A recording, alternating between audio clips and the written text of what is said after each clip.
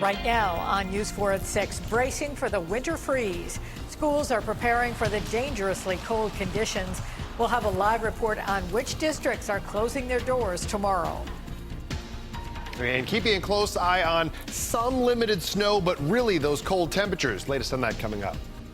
And we're live at 716 with a preview of the Bills' big game against the Jaguars.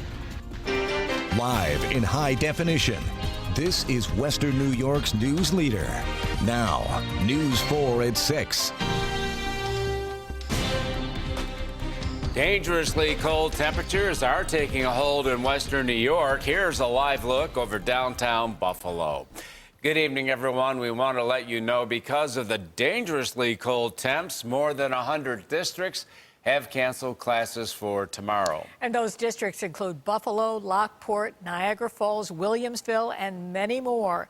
The full list is scrolling on the bottom of your screen, as well as our website, WIVB.com.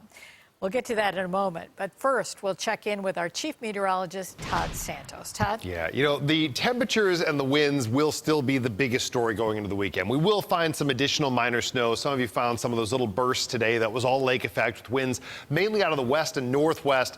Primary wind direction is going to be the northwest for the next couple of days. Right now, I chose the Skyway cam because here we did get some light, very brief snow showers. You can still see the road just fine. Temperature just outside of the view here at the lighthouse coming into downtown off the lake, 18 miles per hour sustained, gusting upwards of 23, air temperature 10 degrees. That puts nasty wind chill in the air, and it's only going to get worse overnight tonight. 10 at the airport, 5 in Springville, 6 down at Jamestown right now. Those are our current temperatures. Here's the current breeze. And as these numbers drop even more through the single digits and toward the negative numbers, even just this much breeze can cause some issues. We are likely tonight to see winds stay in that, say, 12 to 22 mile per hour range across most of Western New York. Could find some gusts to around 30. Now, the wind chills are computed off of the sustained winds, but keep in mind, at times it can feel quite a bit worse than that. These are the current wind chills. Now, that's where we are at the moment. Wind chill warnings go into effect at 8 p.m. tonight, go through 7 a.m. Sunday for all of Western New York. Our Pennsylvania counties, the times are slightly different, but the threat is the same. We're talking minus 20 to even minus 30 at times, especially into the early morning hours. Here's 9 p.m. tonight. You start seeing a lot of negative 20s. And then you get into early tomorrow. And once we get here, I mean, that's 8 o'clock in the morning tomorrow, minus 20 to some minus 30s. This is what I think a lot of the school districts have been very smart to make some preparations for, because you don't want kids standing outside in this. But even those of you who work outside during the day, I mean, that's 3 o'clock in the afternoon as we're hitting our daytime high tomorrow of only around 2 or 3 degrees. We're still going to find wind chills in the minus 15 to minus 25 range, and that continues into early Saturday morning. There's Saturday morning at 8 a.m. So if you're planning on skiing Saturday or snowmobiling, stuff like that, you're going to need absolutely all the gear that you could possibly pull together. There's some of the light snow showers we're finding right now, a few little pockets mainly to the north and east of Clarence. Still the edge of the 990 towards Lockport with some light snow there. So, you know, we have slick roads across a lot of areas. That's just going to make it a little bit worse temporarily. There's a look at our overnight low temperatures. Just got the update on the wind chills. We'll check in on the snow totals next. Don, Jackie. Thank you, Todd. And as we mentioned to you at the top of the newscast, dozens of districts will be closed tomorrow because of cold temperatures. And News 4's Rachel Monjovi is trying to join us right now. She has the latest on these closings. Rachel? Well, Don and Jackie, as Todd just mentioned, dangerously cold temperatures are in the forecast for tomorrow. More than 100 school districts have already canceled classes for tomorrow. Many of those school districts actually canceled classes yesterday. We know that Buffalo Public Schools and Lockport School District both canceled classes on Wednesday because of concerns about kids getting frostbite while waiting for their school buses. Dr. Kreiner Cash of Buffalo Public Schools said when the wind chills are between -5 and 25, that's a good indication to close. He says he's been following the guidelines from the State Department of Education. Niagara Falls School District made the decision today to close tomorrow. We talked to parents earlier, and they said by having at least a day's notice, it really helps them out with planning. I think earlier the better. It's nice to be able to plan ahead. It's better to know the night before. This way, if you have to get up super early to get the kids ready, or get up early to check the news to find out if the school is in fact closed. Now, something important to note, Niagara Falls High School is already out of snow days because of that water main break last month. The high school will need to make up tomorrow's snow day in February, but the elementary and prep will not need to report. District leaders across Western New York say that if schools are not closed tomorrow, it is ultimately up to the parent to decide if it is too cold to send your child to school. We're live in Kenmore tonight. Rachel Monjovi, News 4 at 6. And this wild weather is causing a headache for travelers. The storm is affecting some flights to and from the Buffalo airport. And several flights to and from New York, Boston, and New Jersey have been canceled. They're having a big storm there on the East Coast. We advise you to check with your carrier before heading out to the airport. Well, it is game on for the Bills this Sunday. And all week we've been getting you ready for the battle between the Bills and the Jaguars. You ready? I hope so. News 4 Sports, Nick Filipowski is live at the 716 Food and Sport, where our big playoff edition of Buffalo Kickoff Live takes place in just a little while. Nick? Yeah, Don, Jackie, 7:30 tonight right here on News 4, a half-hour postseason edition of Buffalo Kickoff Live. We'll be live from right here at 716 with Sal Capaccio, Thad Brown, Scott Petoniak, and live in Jacksonville with sports director Josh Reed. And one of the big storylines we're going to be talking about on the show tonight, none other than the health of LeSean McCoy. He did not practice for a second straight day, did participate in some stretching, but didn't seem overly optimistic about being able to play on Sunday. Now, we all know McCoy is the engine to the Bills' offense. However, he wouldn't make any promises in terms of playing Sunday. He told us today teammates have been asking whether he would be able to suit up, and Shady added he'll try to make it Sunday against the Jags with a healthy dose of rest and rehab. You know, you want to stay off it as much as possible, but also kind of test it out. You know, and the game's Sunday. You know, today's only Thursday, so got some time. I've been in a similar situation, you know, like an ankle in high school. And the good thing is it wasn't as bad as I thought. And then just been treating it.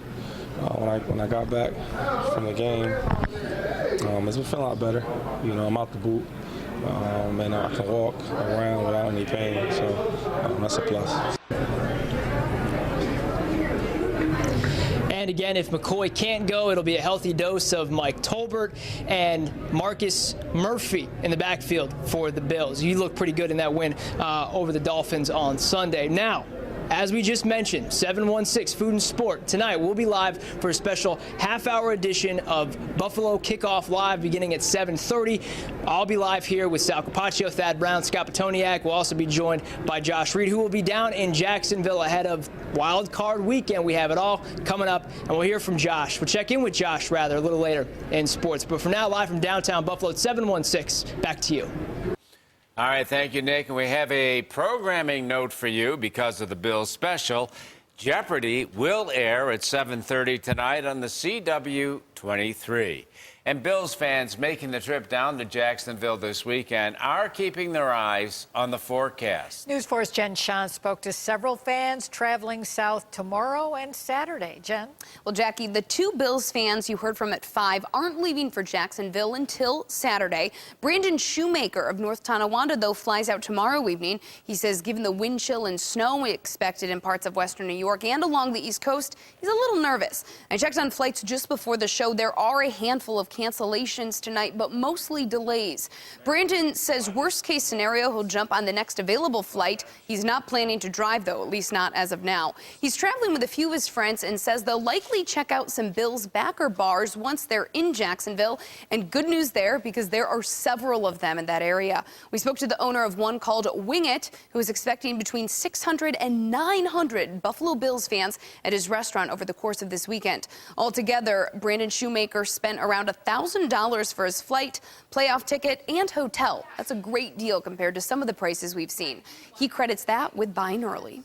Pretty much as soon as the guy from the Bengals scored and they won the game, we're like, we have to do this. Because I was like 7 years old when they actually made the playoffs the last time, so I don't even actually remember them actually being in the playoffs. So we basically were like, it's now or never. Might as well do it. It's like a once-in-a-lifetime thing. Now, according to an owner of a Bills backer bar in Jacksonville, up to 20,000 New Yorkers are expected to be in that city this weekend to cheer on the Bills, whether that be from the stadium itself or a Buffalo Bills bar. The game airs on CBS this Sunday at 1 o'clock. Are you driving to Jacksonville? If so, we want to hear from you. You can reach out to us on our Facebook or our Twitter at News4Buffalo, or you can reach out to me at Jen Shantz 4. Live in the studio tonight, Jen Shantz, News 4 at 6. In other news tonight, a school bus driver in Chautauqua County is being hailed a hero after a bus caught fire. Sherman Central High School says the fire happened this morning as the bus was heading to school.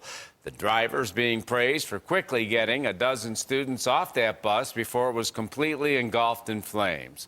And the bus garage is being credited with helping to pick up those students so that the students were outside for less than 5 minutes. 2 Buffalo teens were indicted on second-degree murder charges today. 17-year-old Alexandria Heath and her boyfriend, 20-year-old Romaine Jordan, are accused of beating and stabbing Heath's step-grandfather, Thomas, at their Buffalo home last November. Jordan also faces a first-degree murder charge. He walked in to find Mr. Heath physically beating Alexandria, and he intervened, and things obviously got out of control from there. But I wait to get the discovery from the district attorney's office. Now, they pleaded not guilty to the charges today. If convicted, Jordan faces a maximum of life in prison without parole. Heath faces 25 years to life in prison if she is convicted. And next at 6, a warning from the Buffalo Police Department about someone posing as a cop. We'll hear how you can help track down the imposter. And moving forward in Niagara Falls, hear about the major changes leaders are looking to add to the Niagara Falls Memorial Medical Center.